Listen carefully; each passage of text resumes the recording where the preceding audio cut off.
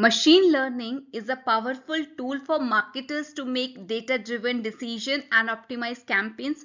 Two popular ensemble learning techniques, bagging and boosting, can help improve the accuracy of predicted models. So in this video, we'll break down these techniques into simple technical terms and explore their practical applications in the marketing domain. We'll discuss how they combine multiple weak models into a strong predictive model, reduce overfitting, and provide examples of how marketers can harness their power to drive better results. So let's get started with understanding what is a bagging. Basically, bagging, short for bootstrap aggregating, is a machine learning technique used to improve the stability and accuracy of predicted models. So it's a form of ensemble learning, which means it combines the predictions of multiple models to make a final prediction. So in simple terms, bagging takes multiple samples from the data set and trains multiple machine learning models on these samples. So each model is trained on a slightly different version of the data set, which helps reduce the variance of the model's prediction. And this is achieved by creating a new data set for each model by randomly sampling instances from the original data set with replacement. This means that some instances may appear multiple times while others may not appear at all. So the practical example of bagging in the marketing domain could be predicting customer churn. That is the likelihood of customer cancelling their subscription. So here this marketing team could use bagging to improve the accuracy of their churn prediction model by training multiple models on different subsets of customer data. For instance, they might use bagging to train a random forest model, which is a popular ensemble learning technique that builds a multitude of decision tree on different subsets of data. So here the final prediction is made by aggregating the predictions of all the decision trees. So by using bagging, the marketing team can reduce the variance of their churn prediction model and improve its accuracy. So to summarize this, we can say bagging is a technique used to improve the stability and accuracy of machine learning models by combining the predictions of multiple models trained on different subsets of the data set. And this can be useful in various marketing applications such as churn prediction, customer segmentation, and personalized marketing campaign. Next comes boosting. Now, this boosting is a popular machine learning technique that combines multiple weak models to create a strong predictive model.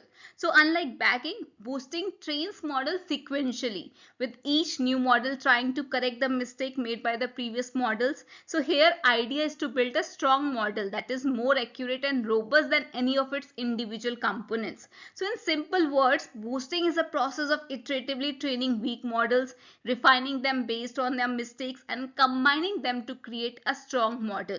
So here the resulting model is more accurate and better at making predictions than any single weak model could be.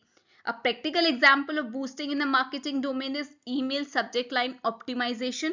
So here a marketing team could use boosting to optimize the open rate of their email campaigns by iteratively testing and refining the subject lines. And the process would begin with a small set of initial subject lines, each of which would be tested on a subset of the email list.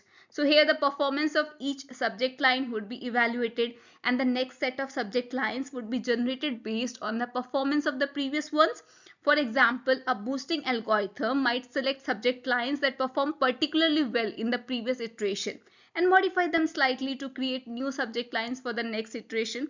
And the process would continue until a final set of subject line is generated that performs well overall. So by using boosting, the marketing team can improve the open rate of their email campaigns by iteratively refining subject lines based on their performance. And this is more effective than a single subject line or randomly selecting subject lines without any feedback mechanism. So to summarize this, we can say boosting is a technique used to combine multiple weak models into a strong predictive model. It is particularly useful in marketing applications where the iterative refinement and optimization are necessary, such as email subject line optimization.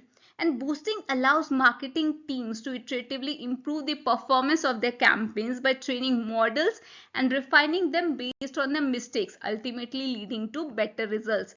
Next comes the differences between the bagging and boosting.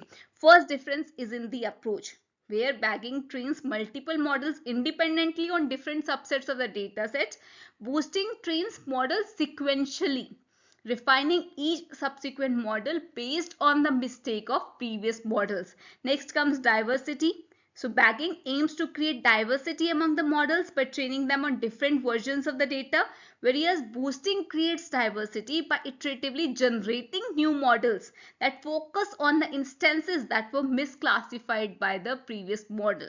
Next comes model selection. So bagging uses a fixed set of models such as random forest, while boosting can use variety of model including decision tree, neural network, and sport vector machine. Next comes overfitting. So bagging helps to reduce overfitting by averaging the prediction of multiple models, which helps to smooth out the prediction and reduce variance. Whereas boosting can help to prevent overfitting by using a technique called early stopping, which terminates the boosting process before overfitting occurs. Next comes bias variance trade-off. So bagging reduces the variance of the model by combining multiple models, which can increase the bias, that is decrease the accuracy of the final model, and boosting reduce the bias of the model by iteratively refining the model, which can increase the variance of the final model. Next comes performance. So bagging is generally simple and easy to implement than boosting, but boosting can achieve better performance, especially when the weak models used in the boosting process are relatively strong. Then comes use cases. So bagging is often used for tasks such as improving the accuracy of classification models, whereas boosting is particularly useful for tasks that require iterative refinement and optimization, such as email subject line optimization or feature selection.